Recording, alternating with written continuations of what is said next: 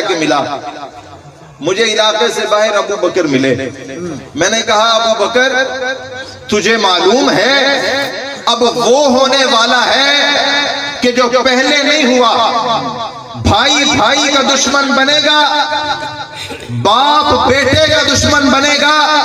کہا ہوا کیا ہے؟ کہا تیرا یارانہ ہے، تیرا تعلق ہے، لیکن میں تجھے بتاتا چلوں تیرے تعلق والے نے نبوت کا دعویٰ کیا ہے. کہا نام بتا.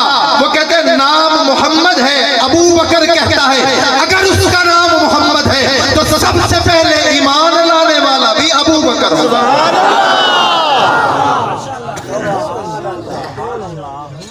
اور دوسری دفعہ ابو جہل پھر شہر سے باہر جا کے ملا اور کہتا ہے کہ اب تجھے پتا ہے اگر کوئی شخص کہے کہ میں ایک ہی رات میں یہاں سے جاؤں اور مسجد اقصی پہنچوں، پھر وہاں سے جاؤں اور عرش پر پہنچوں، کیا تو اس کی تصدیق کرتا ہے؟ کہتا ہے ایسا تو ممکن ہی نہیں. وہ کہتا ہے پھر یہ اقرار، یہ دعویٰ تیرے یار محمد نے کیا ہے. ابو بکر کہتا ہے کہ اگر اس نے کیا ہے تو سچ ہی کہتا ہے. سامعین محترم، آپ علیہ السلام کی نبوت کا دعویٰ سب سے پہلے نوجوانوں میں سیدنا ابو بکر صدیق کرتے ہیں. آپ علیہ السلام کا معراج جانے کا دعویٰ سب سے پہلے اس کا اقرار، اس کو ماننا سیدنا ابو بکر صدیق کرتے ہیں. مدینہ منورہ ہجری کا سلسلہ شروع ہو چکا ہے. بیٹا عبد الرحمن جو پہلے کافر تھا اب مسلمان ہو چکا ہے. وہ کہتے ہیں بابا آپ مجھے ملے، میں نے بدر میں دیکھا کہ آپ موجود تھے، لیکن باپ ہونے کی وجہ سے میں نے تلوار کو روکی رکھا. وجہ یہ ہے کہ آپ باپ ہیں، باپ کا احترام ہے، میں نے تلوار کا رخ موڑا، اپنا رخ موڑا. ابو بکر کہتے ہیں بیٹا اگر تو اس وقت بدر کے مقام پر میرے سامنے ہوتا تو اللہ کا دشمن تھا، رسول اللہ کا دشمن تھا. ابو بکر کبھی اپنی تلوار نہ روکتا. سبحان اللہ. سیدنا عمر فاروق رضی اللہ تعالیٰ، بدر کا مقام ہے، بدر کے مقام پر اپنی تلوار نکالے ہوئے ایک شخص کی طرف بڑھتے ہیں. وہ کہتے ہیں عمر تو مجھے جانتا ہے، میرا نام عاص بن حشام ہے، میں تیری ماں کا بھائی ہوں، تیرا ماموں لگتا ہوں، اتقتلوننی، کیا تو مجھے قتل کرے گا؟ عمر کہتے ہیں یا عدو اللہ، اللہ کی قسم، اے اللہ کے دشمن، رسول اللہ کے باغی، تجھے ضرور قتل کروں گا. یہ تاریخ نے دیکھا اور آسمان نے دیکھا کہ سیدنا عمر فاروق رضی اللہ تعالیٰ نے اپنے ماموں کو قتل کر دیا. سامعین محترم، یہ ہے حضرات کی زندگی. اور پھر جنگ میں، کیونکہ آپ حضرات کے سامنے کافی ساری گفتگو مہمان خصوصی کریں گے، میں آپ کے سامنے جنگ کا وہ پہلو رکھنا چاہتا ہوں جو 1947 کے بعد کا تھا. پھر کیا وجہ پیش آئی، پھر کیا وجہ پیش آئی کہ حق نواز جنگی شہید کو آواز بلند کرنی پڑی. سبحان اللہ. 1947 میں جب مسلمان ہجرت کر کے آ رہے ہیں، ہجرت کر کے آنے کے بعد کوئی پوچھتا ہے میں کہاں جا کے بسوں؟ وہ کہتے ہیں بسنا چاہتے ہو اپنا عقیدہ بتاؤ. وہ کہتے ہیں میں اہل تشیع. وہ کہتے ہیں جھنگ میں جا کے بسو، جا 162 میں سے 160 جگیردار شیعہ ہیں، وہاں جا کے بسو. سلسلہ شروع ہوا، چیزیں بڑھتی گئی، جگیردارانوں نے اپنی مرضی کرتے رہے. آخر وہ دن آیا جسارت کی، نعوذ باللہ انہوں نے کتوں پر صحابہ کے نام لکھ کر جلوس نکالے.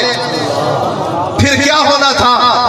حضرات بیٹھے ہیں، بھائی نے دیکھا ہے مولانا حق نواز جنگی شہید کا وہ پرانا گھر، जिस दहलीज पर वो शहीद हुए, कुछ मेहमान आए और उन्होंने दस्तक दी।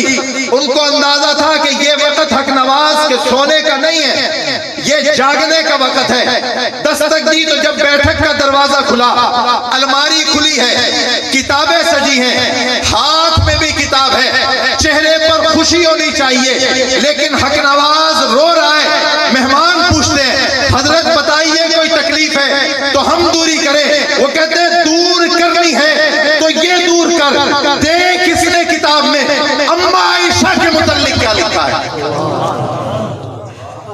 ये सिलसिला बड़ा 1986 में इस जमात की बुनियाद रखी गई, और क्योंकि हम नजरियाती और कानूनी लोग हैं, जंगवी शहीद रहमतुल्लाह अलैह ने सबसे पहला इलेक्शन 88 में लड़ा।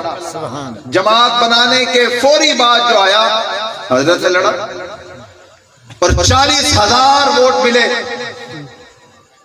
40,000 वोट मिलने के बाद किसी ने ताना दिया कि आप दूसरे नंबर पर आए हैं, आप जीत ना पाए।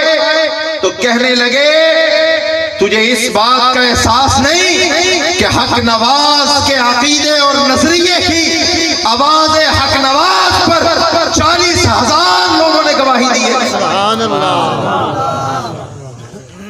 और जब जो कानून के दुश्मन लोग ये देख रहे थे मेहनत बढ़ चुकी है, तो फिर कानून के दुश्मनों ने गोली चलाई। 22 फरवरी 1990 अपनी दहलीज पर ही जामे शहादत नोश कर गए। फिर ये मिशन रुक जाना चाहिए था, ये कानूनी जंग रुक जानी चाहिए थी, लेकिन नहीं रुकी।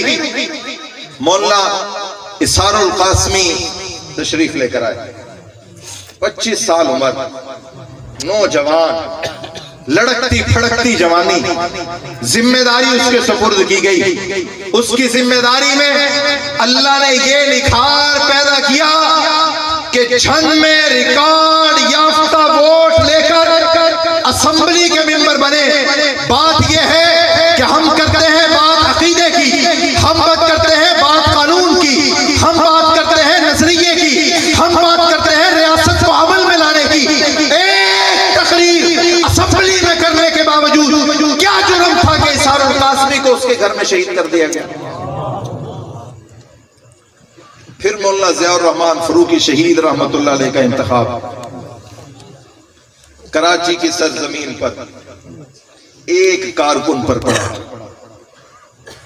उन्होंने कहा कि अब जंग में आजम तारक की जरूरत है। मौलाना आजम तारक शहीद रहमतुल्लाह अलैह को लाया गया। आपने इलेक्शन लड़ा उस दौर में जब इंतहाई बदअमनी थी, जिस वक्त जंगवी शहीद रहमतुल्लाह अलैह को शहीद कर दिया गया, जिस वक्त मौलाना इसारुल कासमी शहीद रहमतुल्लाह अलैह को उनके घर में गोली मारकर शहीद कर दिया गया। दोनों के कातिल भी नहीं पकड़े गए, और जंगवी शहीद रहमतुल्लाह अलैह के मुकाबले में जिस खातून ने इलेक्शन लड़ा था आज भी जिंदा है। मौलाना इसारुल कासमी शहीद रहमतुल्लाह अलैह के मुकाबले में जिसने इलेक्शन लड़ा था वो आज भी जिंदा है। आजम तारक के मुकाबले में जो हारा था वो आज भी जिंदा है। बात यह है, ये सियासी नहीं बल्कि दिफाए सहाबा के लिए जो कानून बनाया जाना था ये उसकी तकलीफ थी। बात यह थी कि 6 अक्टूबर को जब कौमी डे पर बिल पेश होना था, जब आम मेंबर बिल पेश करता है उस पर बहस होती है, तो क्या वजह थी कि आजम तारक को शहीद कर दिया गया। फिर ये मामला 2018 में मौलाना मुआविया आजम तारक साहब के पास आया, और मौलाना आजम तारक की आखिरी जिंदगी में आप हजरात ने सुन रखा होगा कि किताबों में से सहाबा इकराम के नाम निकाले जा रहे थे, सहाबा इकराम के वाक़यात निकाले जा रहे थे, खत्म नबूवत की आयात निकाली जा रही थी। جہاد کے متعلق جو واقعات تھے وہ نکالے جا رہے تھے۔ مولانا معاویہ اعظم طارق صاحب نے آ کر پنجاب اسمبلی میں اللہ کے فضل و کرم سے پہلا جو تاریخ کا پنجاب کے لیے کام کیا وہ یہ ہے کہ اب جب بھی پنجاب میں کوئی کتاب پڑھائی جائے گی وہ کسی یونیورسٹی کا بندہ نہیں لکھے گا، وہ کسی یونیورسٹی کا ماسٹر نہیں لکھے گا۔ اگر کتاب پڑھائی جائے گی تو ایک دیوبندی عالم دین کی اس کتاب پر مہر ہونا ضروری ہے تاکہ ہمارے بچوں کا مستقبل محفوظ ہو سکے۔ اس کے بعد ایک قانون لایا گیا، اس قانون کا نام ہے تحفظ بنیاد اسلام۔ کیا نام ہے؟ اس قانون میں یہ ہے کہ جہاں پر بھی آپ علیہ الصلوۃ والسلام کا نام آئے گا، نام آنے سے پہلے خاتم النبیین لکھنا ضروری ہے۔ اور اگلی بات آپ کی توجہ کے لیے انتہائی اہم ہے، جہاں پر بھی ابو بکر صدیق کا نام آئے گا اس سے پہلے خلیفہ بلا فصل لکھنا ضروری ہے، اور جہاں پر بھی کسی صحابی کا نام آئے گا اس کے بعد رضی اللہ عنہم ورضوان لکھنا ضروری ہے۔ اگر کوئی نہیں لکھتا تو وہ اپنی کتاب کو اٹھائے اور پنجاب سے باہر لے جائے۔ یہ پنجاب ٹیکسٹ بک بورڈ کا یہ قانون ہے، اور الحمدللہ یہ پاس ہو کر گورنر کے پاس پڑا ہے، انشاءاللہ العزیز ایکٹ بن جائے گا۔ اور جو حضرات سیاسی بیٹھے ہیں ان کو پتہ ہے قانون اور ایکٹ کیا ہوتا ہے اور بل کیا ہوتا ہے۔ اور سامعین محترم، میں آخر میں اپنی بات کو مختصر کرتے ہوئے، ہم وہ لوگ ہیں جو دارالعلوم کبیر والا میں پڑھے، ہم وہ لوگ ہیں جو جامعہ قادریہ حنفیہ میں پڑھے، ہم وہ لوگ ہیں جو چٹائی سے جڑے ہوئے لوگ ہیں، ہم وہ لوگ ہیں جو کراچی میں مسجد کی خدمت کرتے رہے، ہم وہ لوگ ہیں کہ ہم اپنے سر پہ دستار رکھتے ہیں، ہم وہ لوگ ہیں کہ ہمیں لوگ ملا ہونے کی حیثیت سے جانتے ہیں۔ بات یہ ہے ایک شخص پہنچا اسمبلی میں، ابھی تک اس کو 5 سال مکمل نہ ہوئے، اپنا سکہ یوں بنوا چکا ہے، تم کہو گے فلاں روکتا ہے، تم کہو گے یہ روکتا ہے، آؤ تمہارے بڑے ہماری دعوت پر گھر آ کے بیٹھے ہیں۔ یہ معاویہ اعظم طارق کی بصیرت ہے، یہ وزیر قانون ہے، اور بیٹھک اعظم طارق کی ہے، اور دعوت معاویہ اعظم طارق کی ہے۔ گزشتہ مہینے آپ حضرات نے دیکھا کہ گورنر بلیغ الرحمان صاحب جنگ میں تشریف لے کر آئے، اور آ کر ہمیں یہ تانا دیا جاتا ہے کہ یہ ملا لوگ دنیاوی تعلیم کے دشمن ہے، آؤ جنگ میں آ کے سب سے پہلے اگر کسی نے یونیورسٹی بنائی ہے تو اس کا نام معاویہ اعظم طارق ہے۔ 45,000 بچے اور بچیاں اس میں تعلیم حاصل کر رہی ہیں، اور گورنر بلیغ الرحمان نے آ کر یہ کہا کہ اس یونیورسٹی کے لیے جتنی محنت معاویہ اعظم طارق نے کی ہے ہم نے کسی کو کرتے ہوئے نہیں دیکھا،